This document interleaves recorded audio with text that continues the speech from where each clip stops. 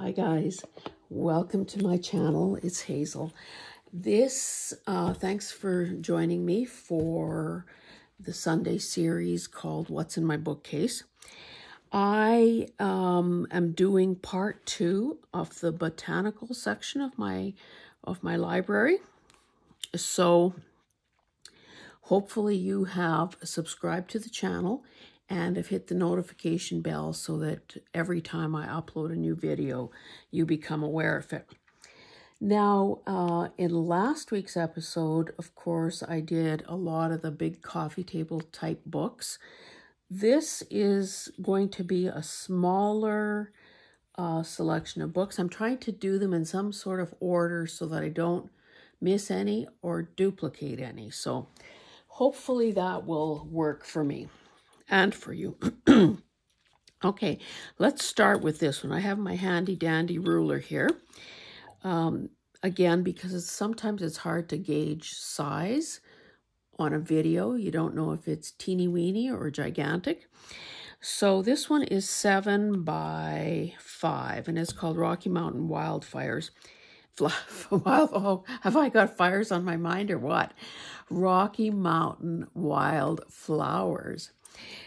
Yes, the forest fire situation continues to be grave along much. Oh, this was back in the day when I actually stamped the books I bought with a rubber stamp that I had made. I have had this book a long time. I would say since the 70s. Copyright is 1979. So the paper is not glossy. They are lovely illustrations. And because I have a sister living kind of at the, the foothills of the Rockies, I thought what's this? Oh, I thought it was interesting to have a guidebook and maybe be able to identify some of these things. Back in the day when we kind of did more travel into that area. Anyway, nice little book. So again, because of the way I arranged my bookcase, a lot of these books are going to be the same size and therefore the same sort of book. So this one is a Peterson field guide. It says Wildflowers of Northeastern and North Central North America. And Peterson is a well-known and a common name in the guidebook genre. So you can tell by the age of this dust cover that this is going to be an oldie but a goodie. That's what the book looks like and would actually make a wonderful journal. I don't even know if I've looked at that cover before. So the end papers are lovely illustrations with different flower parts. And let's just find, 1968. So a lot of line drawings. Then you can tell by the corners that they've grouped them by color families. So these would be the blues and the mauves. So again, you've probably heard me and many others talk about how to use these sorts of pages. They could become, and they're always, well, let me not say that till I'm sure. These, I believe, are sewn in. Back in the day, they were probably sewn in, which means that it would be possible to deconstruct the book and have actual signature pages. Most of the guides are glued in, so, you'd end up having to hinge the page if you wanted to use it as is in its entirety. I don't think that most people, well, I guess there's some on this page that are maybe the exception. I don't think that most people would be bothered fussy cutting something that detailed because, that is a lot of hard work, both for eyes and for hands. So another option, of course, would be to use it for pockets or tags or, as I say, to hinge them to become signature pages. So that's a good one. I might have to actually cut into this one just because of that gorgeous cover. And it looks in mint condition. Okay, next. This book, too, I was really pleased to see this on the shelf one day at a thrift store, I guess. I thought there was a companion to it. Well, I guess maybe we'll come across it if there is. This is called Blandford Color Series, Garden Shrubs and Trees. Oh, I've been forgetting to tell you size. So 7 3/8 by 4 7/8. Let's have a peek at this cover. So this one, honestly, is in mint condition as well. It's got a, fabric cover. Okay, 19, well, okay, this is based on the Danish edition from 1955, first published in English, 1959, and this one is probably, I guess, the 1973 version. Nice matte paper, and let's see what we have in the way of illustrations. Oh, see, this one is structured differently. Every diagram has a number attached to it. So if I want to know what 252 is, I guess I go to 252 in the back here. And I see, well, son of a gun, if that isn't a lilac. And then, of course, can read the description. So in a sense, that is good. And this is definitely a sewn signature. So, yeah, these pages could easily be removed. And wouldn't that be gorgeous in any sort of journal? It has that old-timey feel to the illustrations. I wish we could grow rhododendrons here. Like, are those not gorgeous? And I always am a sucker for a magnolia, even though I don't believe... Have I ever seen one in real life? Not sure. I think that's maybe the southern U.S. that has those. Anyway, lovely little book. I did not pay $15.86. I think I got this one not so long ago. And this is a gold, out of the Golden series, and it's a guide to field identification of wildfires. Wildflowers of North America. So typical, it looks like I might have taken some page. Did I take a page out of this or not? Oh, yes, there's several missing. So I should keep this one maybe in my actual studio so that I continue to pull from it. This one is 7.5 by 4.5. So nice paper, very little gloss to it. And again, same sort of scenario with how a person may choose to use it. Now, of course, if a person, depending on the flower, if you need an iris in the worst way, that is simple enough to fussy cut. So personal preference. Okay, let's keep going. This one you may have seen in a book called, because I think this one is relatively new to me, Perennials for Washington and Oregon. 2000 by Lone Pine Press. Now, unless there's been a change, oh no, it's still around. Oh, I didn't realize that Lone Pine Press had a U.S. connection as well.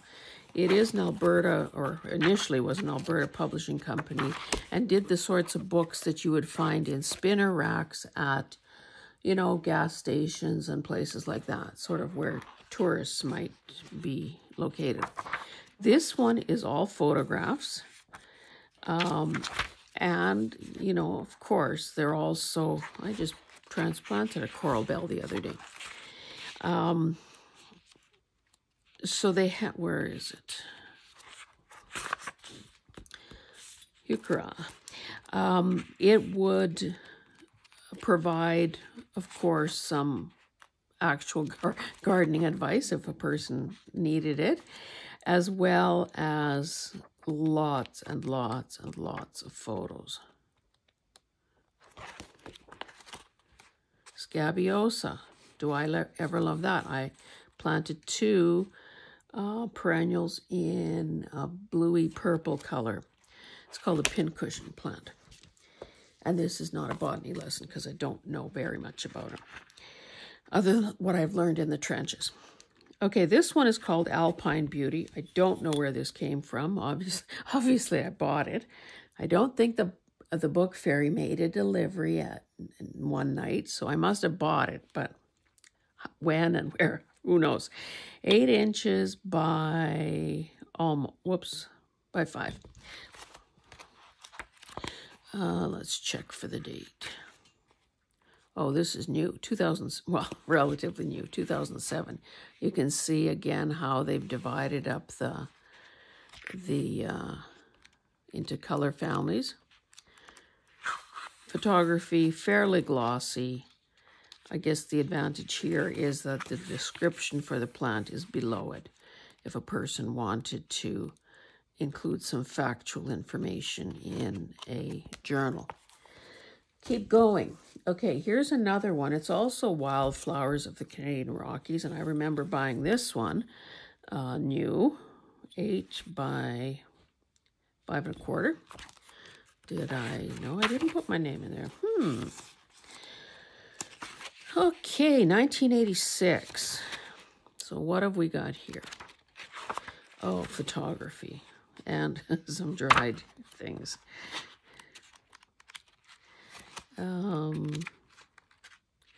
So the white is a wee bit boring. Let's maybe go into the yellow section.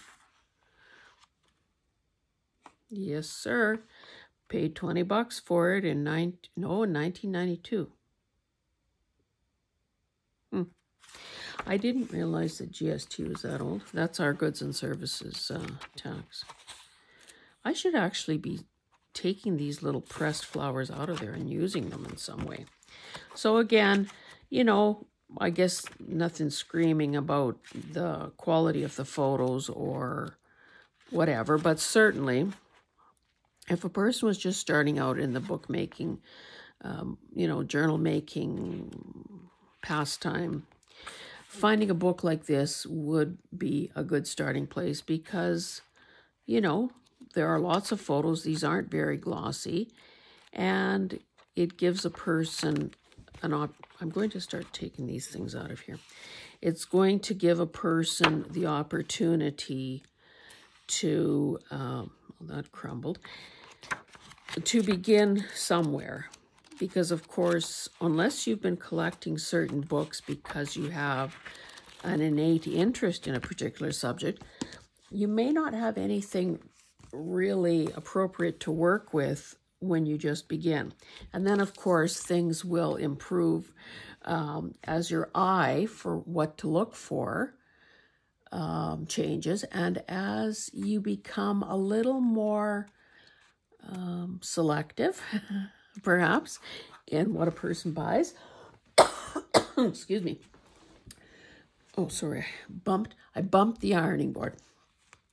So, yeah, everyone has to start somewhere. So this one is called Gardening, again, another Lone Pine title, Gardening Month by Month in Alberta. Already you can see cute little borders. And 2002 is the date. So what have we here? Oh, it looks like it's organized by month. And there would be space, I guess, to record some notes about what, if anything, a person is doing in their garden. Again, a lot of lovely photos. I'm sure it's glued. Yes. You know, so a page like this could easily be used in a journal, both because it provides some space, because it's got the cute little illustration in the corner, and because it's got a nice image, photographic image. This would also be relatively easy to fussy cut. So, you know, a person kind of needs to figure out what your needs are.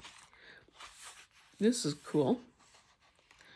A garden layout, as well as, I think I just passed something. Okay, so even, you know, the how-to of gardening. How do you plant a tree? So, again, depending on the focus of the person's project, that would be a breeze to fussy cut.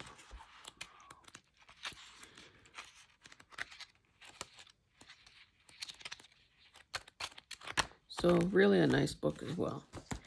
Okay, now there was just in a, well, I don't know that they like the expression, but one of those bedroom communities outside of Edmonton is St. Albert. And the whole family had and continues to have a greenhouse operation. Now, Lois Hole, sort of the matriarch of the family, who has since died, served as Alberta's lieutenant governor for several years and was very much like, she married a farmer. One of her book titles was something about marrying a farmer. It slips my mind now. So they began, I gather, farming, you know, a quarter, whatever, however much land, but it was a real farm. And then it evolved into a nursery greenhouse operation. So she has a series of these books. So this one happens to be Rose's favorites. But there is Perennials and Annuals. And of course, they've sold mega copies because the information is useful. It is specific to our, you know, our neck of the woods. So if it grows at their place, it's probably going to grow at my place. And you know, actual varieties of plants. So in my working copies of these books, I have flags and notes and signals, flags and page flags and notes and different markings in the book as to, you know, what I tried and what year I tried it and how it worked for me. So, again, if you see a Lois Hole book, that's usually a pretty good one to gravitate to. You know, again, the photography is good, but so is the practical information, especially if you're living in kind of a Zone 2 area like we are. So, Lois Hole.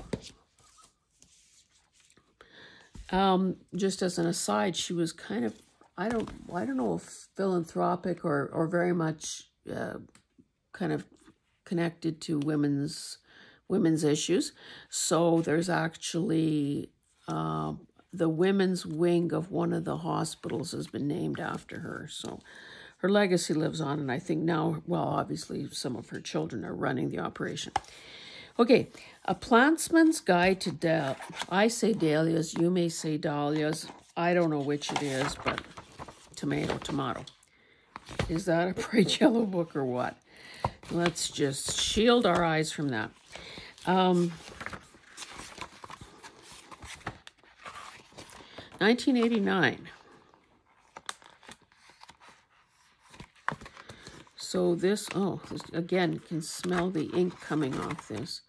So it hasn't really been cracked open. But actually there's a guy not far from where I live that is just a pro at growing dahlias. You know, sort of, I think they're called dinner plate ones, the ones that are, you know, 10 inches across, bigger than your hand. To me, I've always... I couldn't be bothered doing all that work with lifting them for the winter and so on. But, yeah.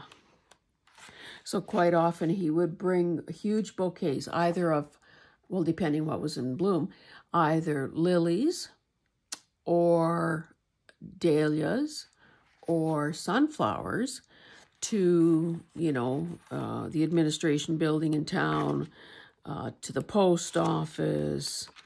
So you kind of knew when this guy had been around because it was gorgeous. Look at these colors. Again, there's, you know, and actually these also would be pretty easy to fussy cut. Can you imagine how nice some of these things would just be if you just cut out the head and plunked it on the corner of, you know, something that you wanted to decorate? Okay, we've got a few more to go, so I should probably speed up here. The Flower Expert by Dr. D.G. I don't know. Hessassayon.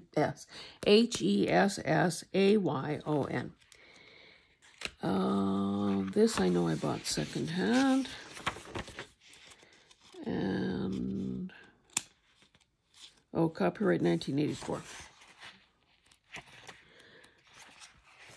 Look at this.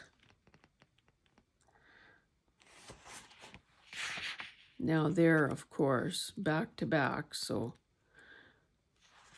But couldn't you see these being almost, okay, how big is this? 2 3/4 by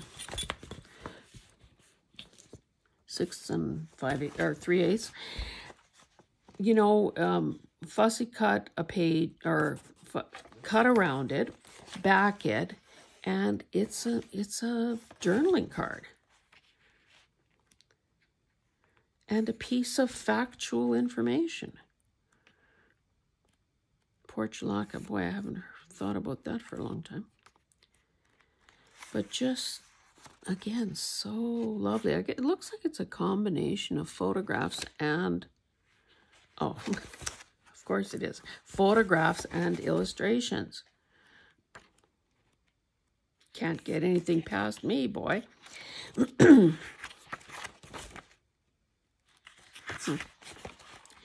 Okay, so remember this guy's name because we have this one as well.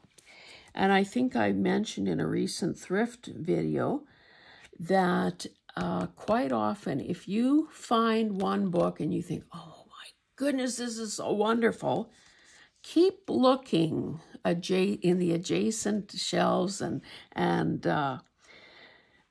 because chances are that when people donate, they've been collecting more than one book in a certain author's repertoire, or, you know, subject matter. So you may find two, and that's exactly what would have happened in this case. Okay, let's see this one. Oh, 94. So this is 10 years later. He's not now done a book. I'm assuming it's a he, but could be wrong. Now done another book. This one is houseplants. Layout has changed slightly, but we still have a photo and an illustration. So again, like, I mean, you can't flip a page without seeing something. Well, maybe you don't want the ones in sick bay. The ones with diseases and pests and all that. But yeah, great book. Okay, this one, I mean, yeah, we're talking Botanicals, so that's how this one got in here. This is a Harrow Smith book, 11 by 7 1/4 herbs. So illustrations and photographs. Now they do tend to be a bit on the bigger side, but again, just lovely. I like pages like this too, because I mean, anyone who's ever tried to plant or plan and plant a yard knows that that's pretty critical. Otherwise, you can end up with quite the mess. Lovely. Did I tell you what year? 86. Okay, 3 more to go. The Gardener's Guide, compiled by David Squire. Kind of a pukey green cover. Oh, and is this bright or what? Maybe a bit of overkill with that green. Oh, did I look at the date? 891. So this one is kind of interesting in that it has these line drawings on this, in this yellow box. Fair, you know, sort of semi-gloss paper. But again, depending on what your plan was, you know, these things could easily be cut up and used or torn to use on as decoration. Pages, pockets, all of that jazz.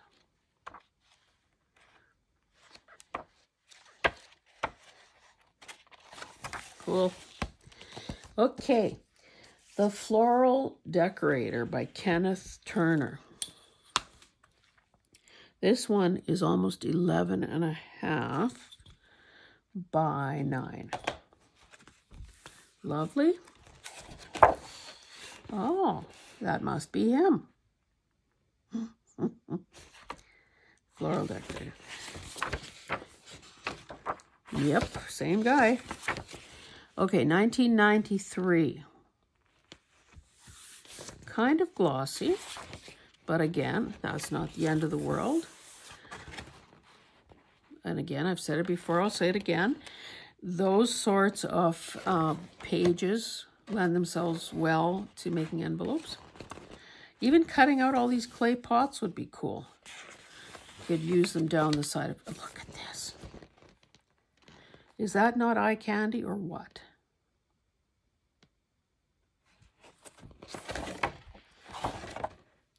So, you know, I'd categorize this as a coffee table book. Maybe it's got some factual information in there too, but honestly, excuse me, the photography, the artsiness of the photography is, you know, really the selling point here.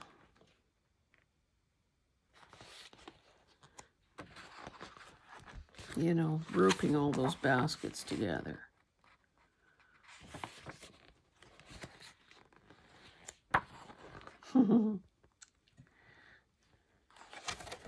Gorgeous. Oh, how to put picks onto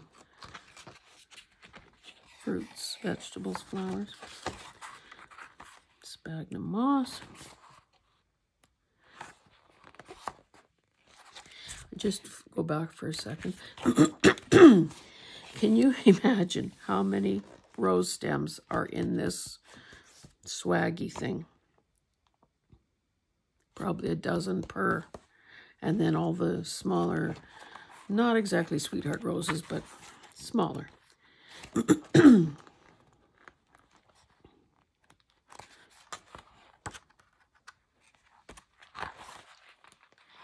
Topiary kind of things.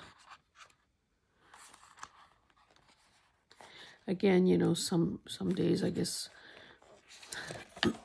lovely. Excuse me. I must have been talking too long. You know, so I guess one of these days I should just bite the bullet. And how about having flowers almost like a charger plate? Would anyone actually eat off that, or is that more for decoration?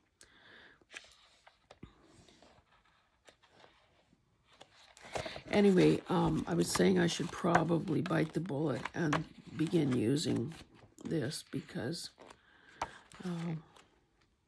oh, now some bridal flowers.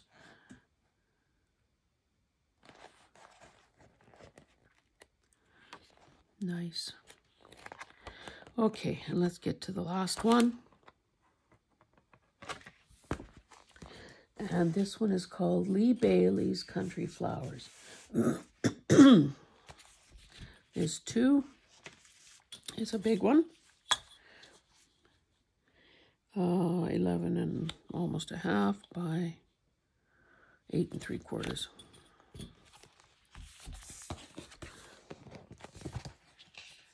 Oh, this was discarded by a library.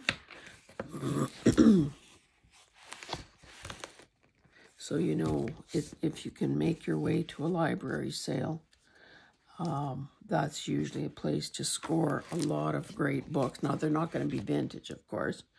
They'll just be ones that have been discarded and taken out of circulation. But, again, the prices typically are very, very, very attractive. 1985. Now, of course, they feel the need to stamp their library name, you know, only in about 300 places, but we can forgive them for that. Now, this is glossy.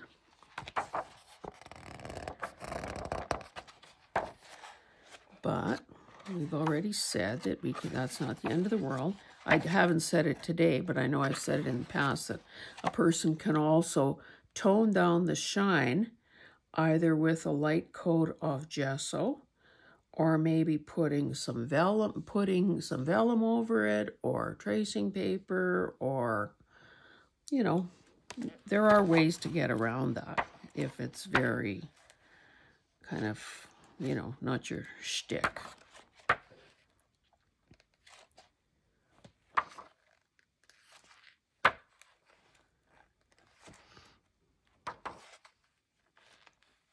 Just, again, page after page after page of lusciousness.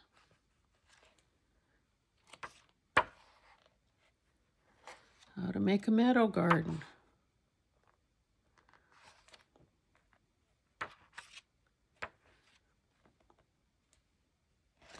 You know, these are kind of, you know, very romantic, bucolic scenes. And all I can think of is, yes, but what about the mosquitoes? Yes, but what about the mosquitoes?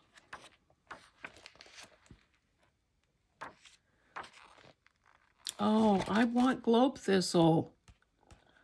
I haven't seen any this year.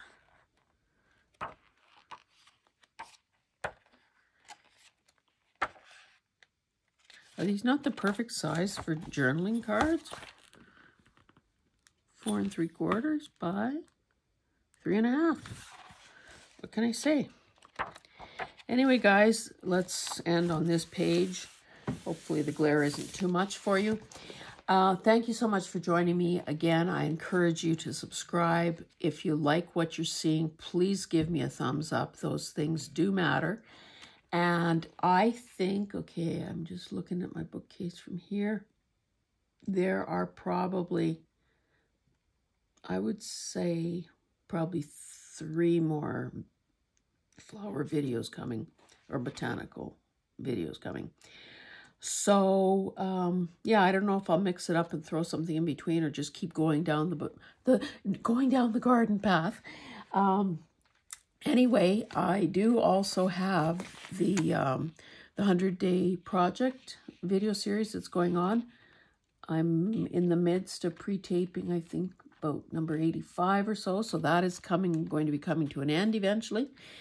I am also, what else am I doing? Or maybe I'm going to stop and breathe after that. Anyway, thank you for joining me, and hopefully we'll see you again tomorrow or the next day. Okay, bye.